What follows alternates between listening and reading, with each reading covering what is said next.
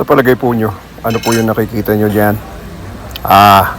Yan ang pinakasikat na Chianina cattle beef dito sa Dalaoste.